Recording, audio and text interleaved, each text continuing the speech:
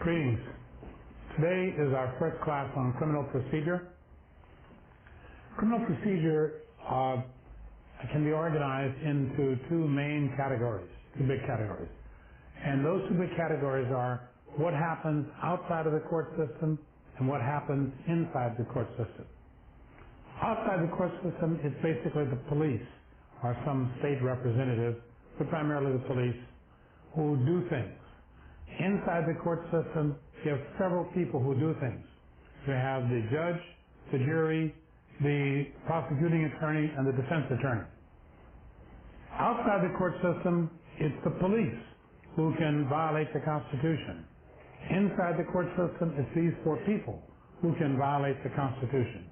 So what we want to do is to look at what the police do, and therefore what parts of the Constitution they might violate, and secondly, inside the court system, what each of the other four people in the court system do and how they might violate the Constitution, and some examples from the problems which have been on the bar exam. We begin by looking outside the court system. If we look outside the court system,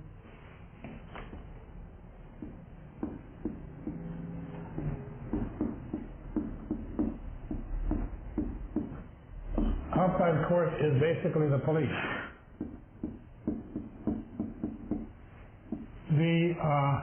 So if we look at the conduct of the police,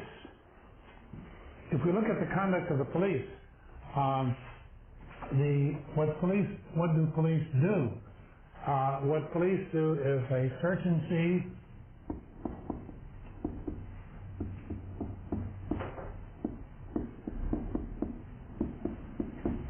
The police interrogate, they obtain information, search and seize, they obtain information.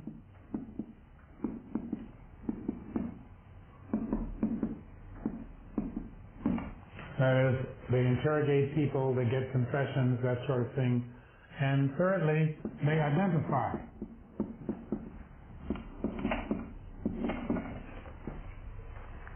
In the course of searching and seizing, what kinds of constitutional issues do we have that occur in that setting?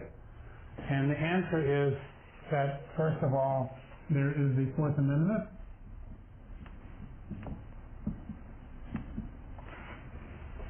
The Fourth Amendment prohibits unreasonable searches and seizures.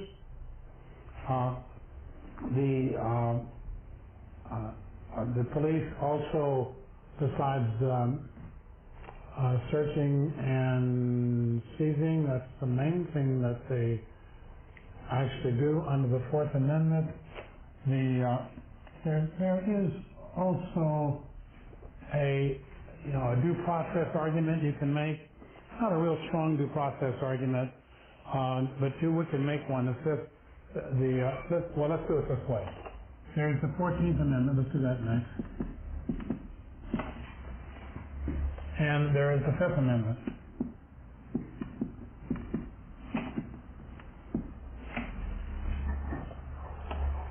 The 14th Amendment says that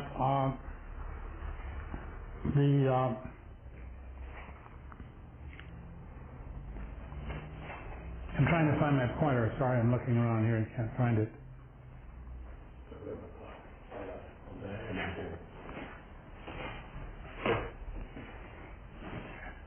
Okay, we're back in business. The Fourth Amendment prohibits unreasonable searches and seizures. The 14th Amendment says that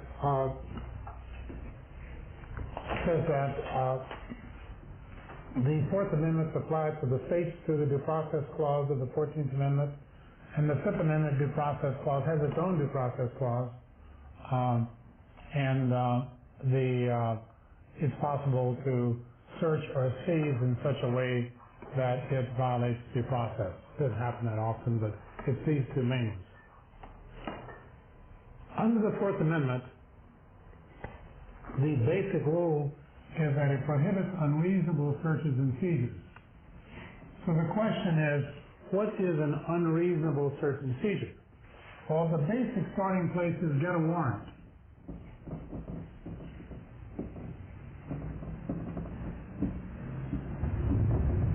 police want to search, get a warrant. That's the starting place. If the police did not get a warrant, then the requirement is that the police or the state has to prove that what they did qualifies under warrant exception. So get a warrant or prove a warrant exception.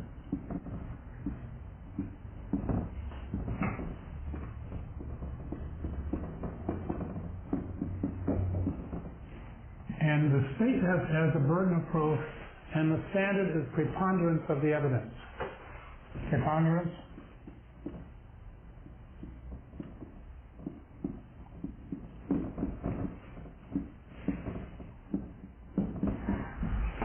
So get a warrant or prove the warrant exception with the preponderance of the evidence, and the state has the burden of proof.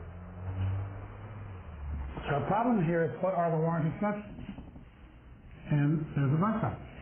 And the bar exam questions, of course, are almost always addressed to these warrant exceptions. Warrant exceptions, so also the question also here is, what does it take to get a warrant? So the requirements for a warrant, so you have to know those. And then, what are the warrant exceptions? Well, one warrant exception is if the search is incident to lawful arrest,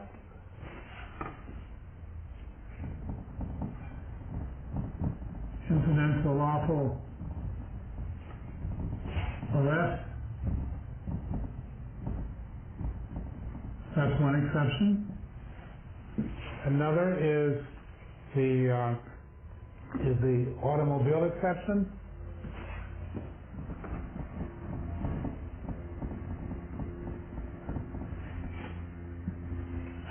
Another exception is probable cause but no time to get a warrant. Probable cause plus exigent circumstances. Probable cause plus exigent circumstances.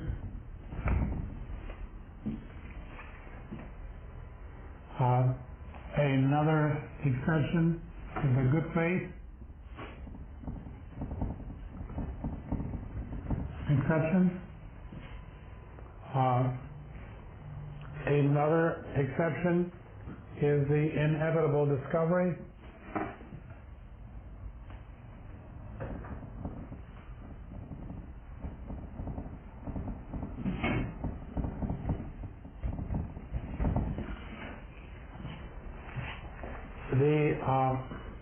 We have a bunch of these warrant exceptions.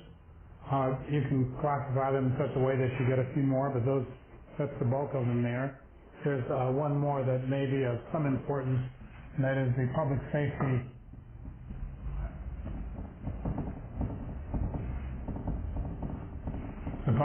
exception. Now, and so we need to know the details of each of these exceptions. So under the Fourth Amendment, the basic rule is get a warrant, and there are some requirements for getting a warrant. Be sure you know those. Secondly, if the police don't get a warrant, they have to prove the warrant exception. Here they are here, and you can think of one or two more maybe. 14th Amendment, don't forget to mention in your answer to the bar examiners that the Fourth Amendment, originally was applied to the federal government only, and it got applied to the states through the Due Process Clause of the 14th Amendment. So be sure to put that in here. Just the Due Process Clause of the 14th Amendment got applied. And the Fifth Amendment is the amendment that says the government shall not should not take life, liberty, or property without due process. Well, this is a due process clause also, but this is a more general due process clause. We really are unlikely to find an application of the Fifth Amendment here, but maybe we'll keep in mind. Search and seizure. Next, how do the police obtain information? Well, they obtain information by interrogations,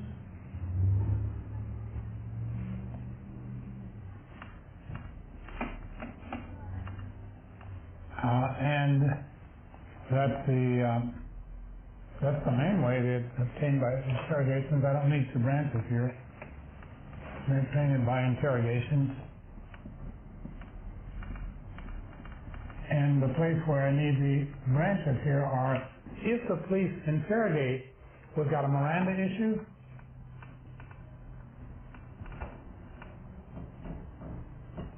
And we have, they interrogate and they get confessions. There are special rules about confessions.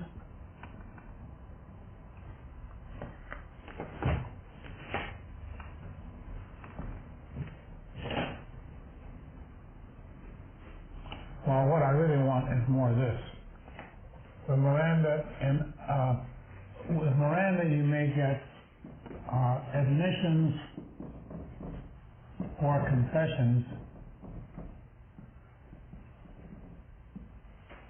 and then due process is what I want here, that the interrogation may be so crude that it violates due process. And if it does violate due process, we've got the same issues again. If you get admissions or confessions, what do you do if it has violated due process? Finally, we identify people. The identification of people, the issue here is basically due process. So if you're going to identify someone, you have to identify them under circumstances where it's basically fair, unfair lineups and that sort of thing. That's what we're talking about here. Basically, what we mean here is fair. Okay, so that is the basic structure of what happens outside the court system.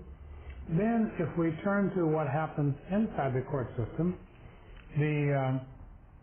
let's try to keep this all on the same board so we can see it together. Inside the court system, what I'm going to do is to move this identification up a little bit so I can have just a little bit more room down here to do inside the court system. So here we're going to do IDs, and it's due process, which means fair. And this due process, of course, can come from the Fourth or from the 14th or 5th Amendment. Let me put this on the board. Identification. This can be either the 14th or the 5th. If it is the federal government that violated due process, use the 5th Amendment. If it's the state that violated due process, use the 14th Amendment. And basically, this requires fairness. Now let's look inside the court system. Inside the court system, I have one more that I left off here. This is the 6th Amendment, interrogation, right to counsel. So Miranda, due process, and this is the 6th Amendment, right to counsel. Inside the court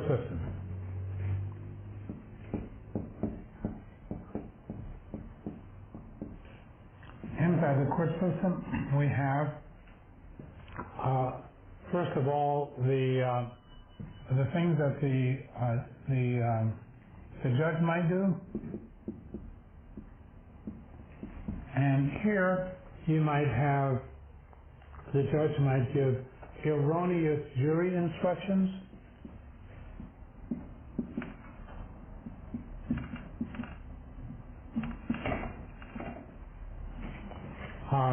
The judge might give erroneous rulings on suppression of evidence.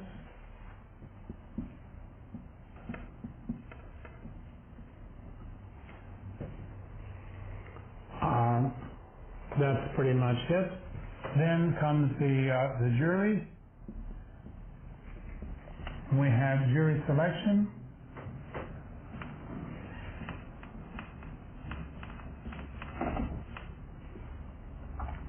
Besides the jury selection, you can have jury conduct.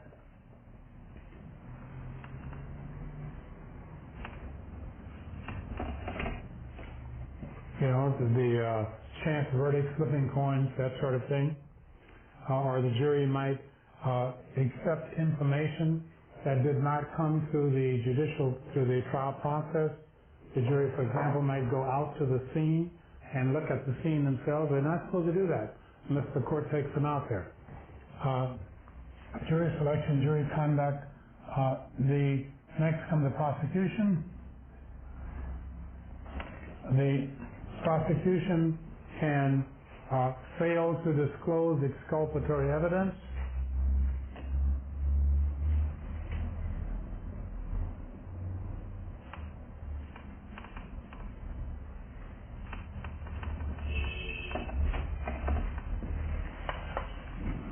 And then finally, the defense counsel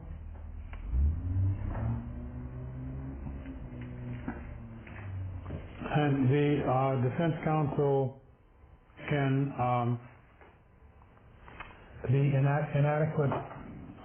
inadequate ineffective, as we call it. Person is entitled to effective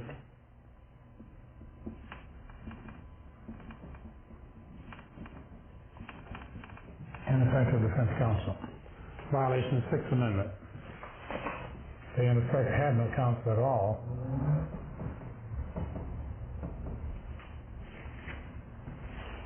Failing to disclose exculpatory evidence violates due process. Jury selection, we have the equal protection and Sixth Amendment. 14th Amendment, equal protection, and the Sixth Amendment. The Sixth Amendment here says that the person is entitled to a jury of his peers.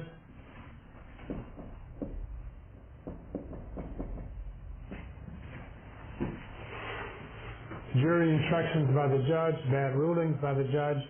Jury instructions, incorrect jury instructions might violate due process. The way these can violate due process is when the court gives a jury instruction that in effect invents a new crime. The judge says to the jury, if you find that this defendant did so-and-so, and the so-and-so that the judge lists is not even quite the correct crime because there's a word in there that's been changed, well, that's inventing a brand new crime. And so the judge, it might violate due process by creating a brand new crime. The rulings on the judge on the admissibility of evidence, that might violate the fourth or fifth, if the evidence was seized without a warrant or without qualifying as a warrant exception, if the evidence was seized, then the court itself says, we as a court don't want that information coming into the court system because you shouldn't have seized it anyway. And it's the only sensible way that we can, in effect, enforce the Fourth Amendment. The way we enforce the Fourth Amendment is it used to be that if the police violated the Fourth Amendment and you didn't like it, you could sue them. Well, what good is that going to do? Really, the person's in jail already probably, and it's not an effective way to enforce the Fourth Amendment or Fifth Amendment, any of those amendments. And so the court has said that the way we're going to enforce these amendments is if you seize evidence illegally, then when you come to court, it's just not going to be admissible. So it was the court's device for enforcing those amendments. So these rulings of the court are devices for enforcing people's constitutional rights, and these rulings are really, for a long time, most of these rulings were considered simply discretionary, not discretionary so much as they were the court exercising its own judicial authority to not accept certain types of evidence. And that's how the court started out excluding this stuff, saying we as a court get to control what kind of evidence we want to receive, and we don't want to receive your dirty laundry. And that's how we started with that. But now, some of these, like the Miranda, for example, has now actually been interpreted as becoming a part of the Fifth Amendment. For a long time, Miranda wasn't required by the Fifth Amendment. It's simply the court saying this is the way we're going to enforce it. But then later on, the court actually decided that the Miranda ruling was required of the Fifth Amendment. So this basically is how criminal procedure works. Outside of court, search and seizure, obtain information by interrogations. These are the things you have to watch for. Sixth Amendment, Miranda rights, and due process when the police are interrogating, identifying people fairly inside the court, things that the judge, jury, prosecution, and defense attorney might do. Now, with that in mind, as our broad layout of how criminal procedure works, probably the most effective way to proceed from here is for us to look at some questions, and as we look at questions, you see how the details of these get filled out. So let's begin by looking at one of the questions assigned for today, and we begin with a question from the February 2000 bar. That's Sally, Peck, and Donna. Now, in the Sally, Peck, and Donna question, again, I'm going to read the question, and as we come across issues, we'll talk about the rule of law and the application at that time. Of course, I'm not saying that the way you answer these questions is you go through them, and every time you see a fact, you say, oh, this fact raises that issue, and then here's another fact, this fact raises that issue, and so forth. But the bar examiners, depending on how they ask the question, if they ask you, did the government violate the Fourth Amendment, then you say the Fourth Amendment provides so-and-so and so-and-so. You give the Fourth Amendment rule. And then after you've given the Fourth Amendment rule, you begin to look at the facts and say, here, and you apply the facts. So rule, application. That's the way the bar examiners want to see it. That's the way you get the highest scores, with rule, application. So that's how you answer the question. But as for teaching purposes, when we go through, in order for us to kind of easily stay together, it's easy to go through and identify the issues. In fact, you might actually do this when you take the exam. Identify the issues, but then organize your answer according to what you were asked. So we begin at line 6. Line 6 of the February 2000 question, Sally, Peck, and Donna question, reads as follows. A Picasso sketch was taken from Town Museum by a burglar. The sketch was recognized 3 weeks later when an art dealer in Switzerland read about the theft. The dealer recognized the sketch described in the article as a sketch he had purchased from a young woman with an American accent. Okay, that's all background. Nothing to do there. One of the things that you can watch for here is that when you're doing these criminal procedure questions, if you're outside the court system, it's the cop, or you could have some other state actor, but usually it's the cop. It's the cop that violates the Constitution. So what you do when you're going through these questions is you follow the cop. And everything the cop does, you look for something wrong with it, because that's the only person in the problem who can violate the Constitution out here. And here you look at these 4 people. When you are doing con law questions, of course, the criminal procedure really is con law, just a special branch of con law. But when you're doing general con law questions, it's only the state. By the state, I mean general government. Only the government can violate the Constitution. Individuals can't, except for the 13th Amendment.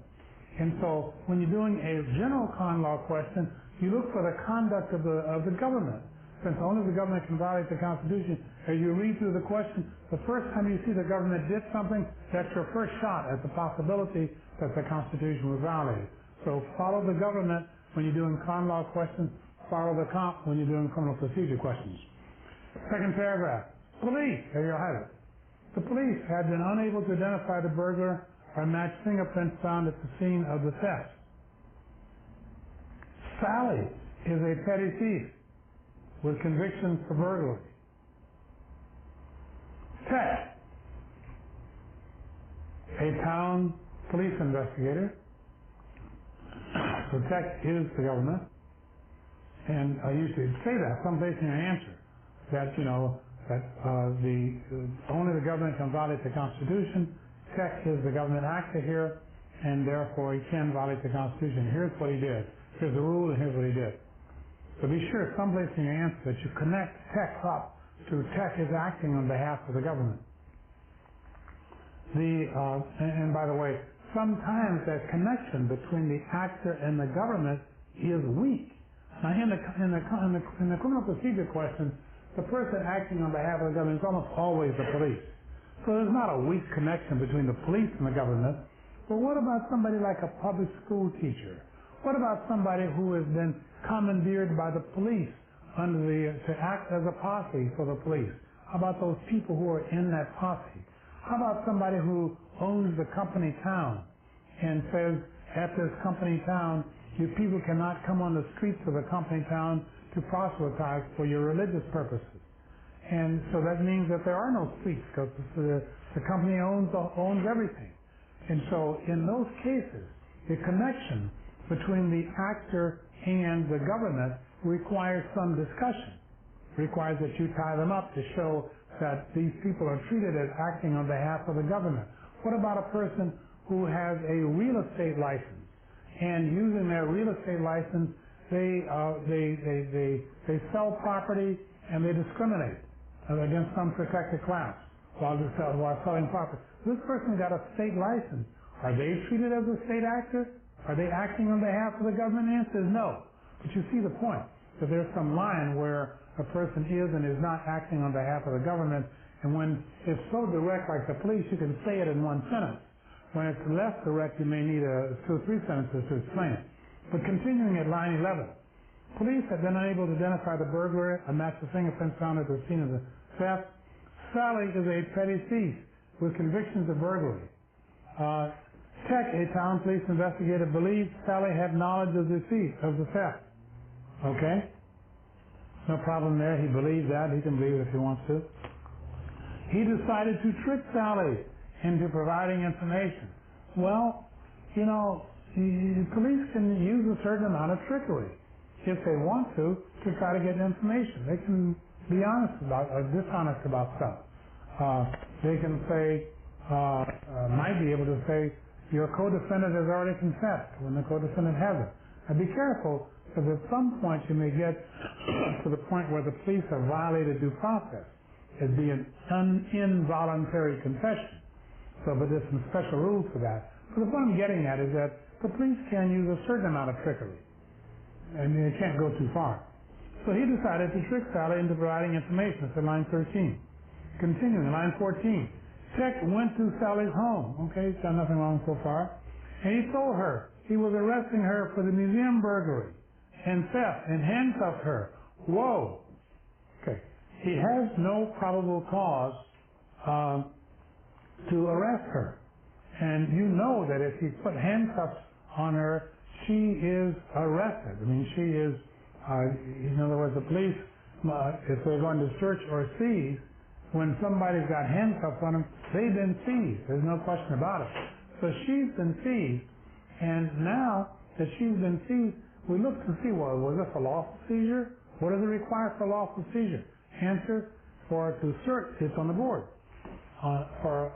To seize people, get a warrant, approve a warrant exception. Well, seizing people normally doesn't require a warrant unless you are seizing them at their home. And then you need a warrant. But if you're seizing them in public, the police simply have to have probable cause to seize the person, and they don't need a warrant because it takes too long to get a warrant. Whereas searching, normally if they're going to search, you need to get a warrant unless you got one of these warrant exceptions. So for the arrest of a person, you sort of always have a warrant exception unless the person is being arrested at their home and it's not hot pursuit. The person is being arrested at their home and it's not hot pursuit, police need to get a warrant. Here Sally is at home. Well, what do you know? And she's being arrested. It says it went to Sally's home, line 14. So she's at home and he arrests her. Well, he's got no warrant. Doesn't even have probable cause to get a warrant. And so that was an unlawful seizure of her. So he didn't get a warrant, doesn't have a warrant exception, because what he did was to seize her. Normally the warrant exception for seizing people is that because people can escape so easily, the police don't need a warrant except at home. She is at home, they need a warrant, they didn't get one. That's an unlawful seizure. It violates the Fourth Amendment. Don't just say it's an unlawful seizure. Point out it violates the Fourth Amendment, and point out that the Fourth Amendment is a file to the State's Due Process Clause of the 14th Amendment. Okay. We're at line 14. He told her he was arresting her for the museum burglary and handcuffed her.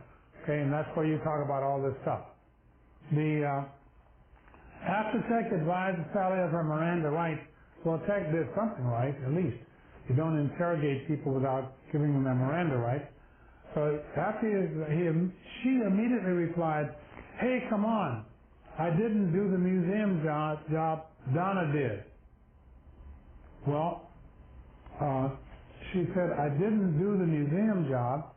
Well, if she had made some incriminating statement, it would be suppressed for two reasons.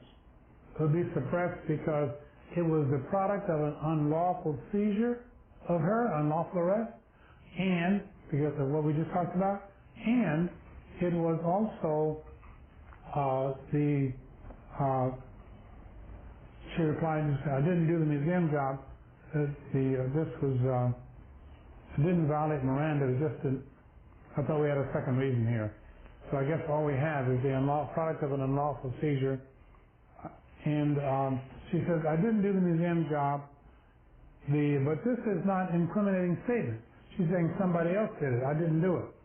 So she has really not, if she had made an incriminating statement, you'd get it suppressed because of the product of an illegal seizure.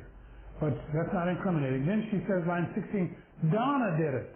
Well, it's still not incriminating Sally, so we got nothing to suppress. And by the way, Donna cannot assert Sally's constitutional rights. So Sally is now making statements against Donna, but you can't suppress them. Donna can't suppress them on the grounds that they violated Sally's constitutional rights. If they violated Donna's constitutional rights, then she might suppress them. Continuing, line 16. "She told me she broke in and took a drawing." Aha. Hearsay. And once again, she's saying, "Donna told me this, and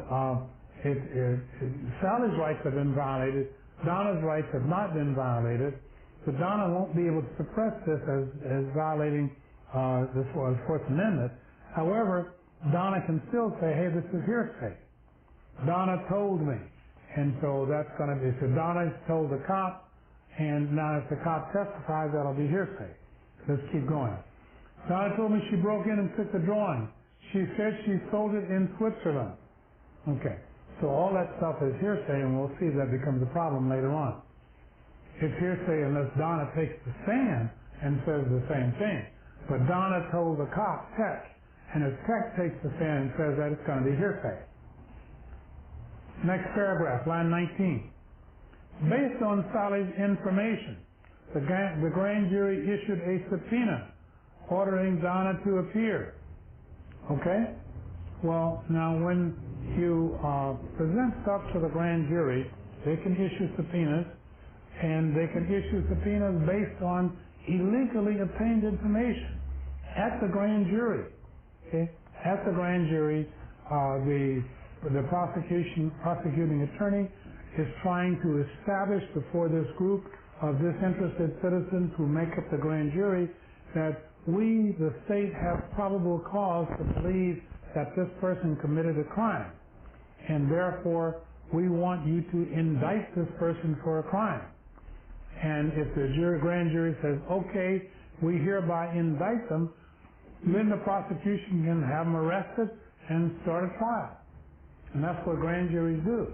Now, under the federal system, the only way you can start a prosecution for a federal crime is through a grand jury for a federal felony, not misdemeanors. Is through a grand jury. So that means that the federal prosecutor has to go before the grand jury and say, "Here's what we got. We think this constitutes probable cause." Grand jury says yes or no. Grand jury says yes, you can proceed. Now, when the prosecutor goes before the grand jury and makes this presentation, the prosecutor can offer hearsay, they can offer illegally obtained information, all that stuff can be presented to the grand jury. You don't have hearings there to decide whether or not the evidence is admissible. Now, of course, when you get to trial and the prosecutor tries to present that same information at trial, it might end up getting suppressed. But for the grand jury, it does not. You can bring it on. Also, don't forget that the person who is being indicted doesn't have a right to appear. They don't have any of that stuff. And the grand jury also, in order to get information about stuff, they can subpoena people and say, "You, so-and-so person show up before the grand jury and answer some questions. Now, when these people show up before the grand jury, they can assert their Fifth Amendment, saying, I don't want to incriminate myself before the grand jury.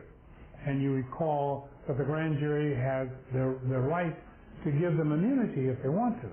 There are two kinds of immunity. Actually, the prosecution grants them immunity, and the two kinds of immunity can be granted. I think it's the prosecution who grants the immunity, not the grand jury. The prosecution grants immunity, and the two kinds of immunity, there is transactional immunity and use immunity. Now, the transactional immunity means that if this person testifies that anything that they say about a particular transaction, pardon me, let's back up. The person is asked to testify about a particular transaction. You give them transactional immunity, you cannot prosecute them for that transaction, the one they testified about. On the other hand, if the jury merely gives use immunity, that means, if the prosecution gives use immunity, then the prosecution cannot use anything that was said to the grand jury. That's a more limited immunity. Use immunity, we won't use what you said. Transactional immunity, we won't prosecute you for the entire transaction. That's much broader and harder to get, of course. But so getting back to our problem here, the line 19, based on Sally's information, the grand jury issued a subpoena ordering Donna to appear. Well, she's got to show up. And they said, line 20, submit the fingerprinting. Well, the grand jury can require that she submit the fingerprinting. Now, you can't require that people testify against themselves.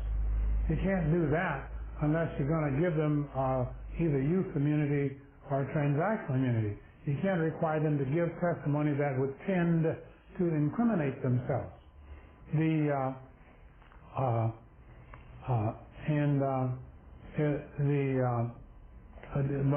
you can require that the person show up at the grand jury and get fingerprinted. Fingerprinted is not testimony. You can require that the person bring certain records. Well, these records are not testimony. They may be business records or that sort of stuff. Show up and bring the records. That's not testifying against yourself. And so they ask her also to produce her passport. That's not testifying against herself. So the grand jury is within its authority to require the fingerprinting and the passport, and it does not violate the Fifth Amendment against self-incrimination. Line 20. After the court denied Donna's motion to quash, okay? After the court denied, this means that Donna, if the grand jury says to Donna, come to court and do certain things, and Donna says, I don't think I have to do that, she can go to a court, a regular court, and try to get it quashed. And if she can make a good enough argument, she can get it quashed, but she's not likely to succeed, and here she did not succeed. After the court denied Donna's motion to quash the subpoena and ordered her to comply, she submitted to fingerprinting, okay, and turned over her passport. Great, no problem. Her fingerprints were found to match those in the museum. Oh my goodness, she's in trouble. Her passport bore a date stamp showing that the holder had entered Switzerland 2 days after the museum burglary. Oh my goodness, she is in trouble. If she's out on bail, she probably needs to leave the country. Line 25. Sally has left town and cannot be located. So we've got some hearsay from Sally, and if Tech tries to testify to what Sally said, it's going to be hearsay. And normally, of course, Sally could take the stand and testify, and if Sally testifies to what Donna said to her, that would be an admission from Donna. And admissions, of course, in state law, they are an exception to the hearsay rule, and under the federal rules, admissions are by statute declared not even to be hearsay at 801D1C, or 801D1. And so admissions are something not hearsay. So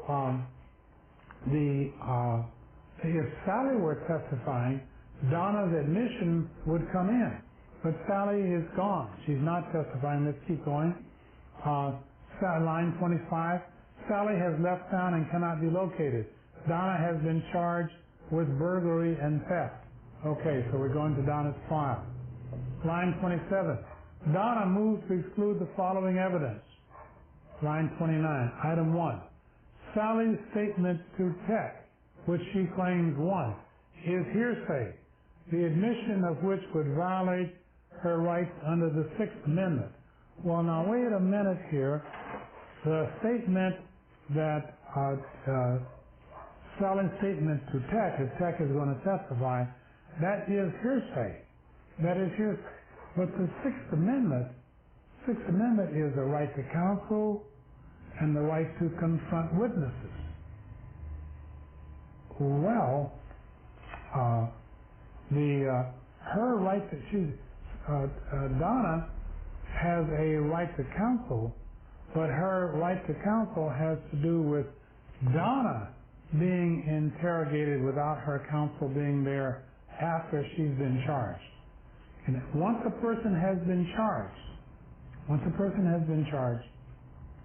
then the Sixth Amendment says a couple of things. Let's back up a second. The Sixth Amendment says four things that are important for our purposes. Let's talk about the Sixth Amendment for a moment. The Sixth Amendment says, number 1, person is entitled to a speedy trial. And to decide whether or not the trial has been sufficiently speedy, the courts look at several factors. Number 1, how long was the delay to the speedy trial? Number 2, what were the reasons for the delay? Number 3, was the defendant prejudiced by the delay? And number 4, did the defendant make an effort to get a speedy trial, object to the delays? So in deciding whether or not the right to a speedy trial has been violated, courts will look at those factors. How long was the delay? What was the reason for the delay? Was the defendant prejudiced by the delay? And did the defendant try to get the speedy trial? Now, remember, a lot of times defendants don't object to delays because delays usually work in criminal processes. They usually work in favor of the defendant. They prefer delays because witnesses get lost and they leave town and they die and all kinds of things happening. Evidence disappears for some reason. And so defendants like delays. So if the defendant's going to complain about the delay, the defendant's going to have to show, well, I tried to get a trial and I just couldn't, they wouldn't do it. So the four things under the Sixth Amendment: number 1, the right to speedy trial. We just talked about that. Number 2, right to a trial by one's peers. The right to trial by one's peers. And this has to do with the jury selection process. The jury selection process requires basically 2 things. One is that the people who make up the jury are selected more or less randomly from the local population. This means you can use other things, such as the telephone directory. Now, not everybody has a telephone. We realize that may exclude some people. You can use the voter registration list. Not everybody votes. That will exclude some. But it's a pretty fairly random selection of people if you did something like that. You could even use driver's license numbers and choose it that way if you want. People who live locally. So number 1, you have to have a panel of people from whom you select. That is a random selection of people randomly chosen from the community. That's of your peers. And secondly, once the person has been selected to be a juror, and they are now going to be voir dire, they're going to be questioned either by the judge or by the 2 lawyers, depending on how the jurisdiction wants to do it. And now the lawyers can exclude people for cause if they got this far. For example, if They can establish that someone would be biased against this defendant because this is a defendant's spouse, it's a defendant's close relative, the defendant's close friend. Someone is the husband or wife of a police officer. Someone is related to the prosecutor or defense. People who have reason that they might be biased, you can exclude those people for cause. And then finally, of the people who are selected and not eliminated for cause, the prosecution and or defense would have a certain number of preemptory challenges, where they can just dismiss somebody because they don't like the way they comb their hair. You don't have to give a reason. One thing you have to be careful about this is that there are these cases where the prosecution particularly will, and it could be the defense too, but all the cases now are prosecution, eliminating people for under preemptory challenges for illegal reasons. They eliminated all the blacks on the jury because there's a black defendant.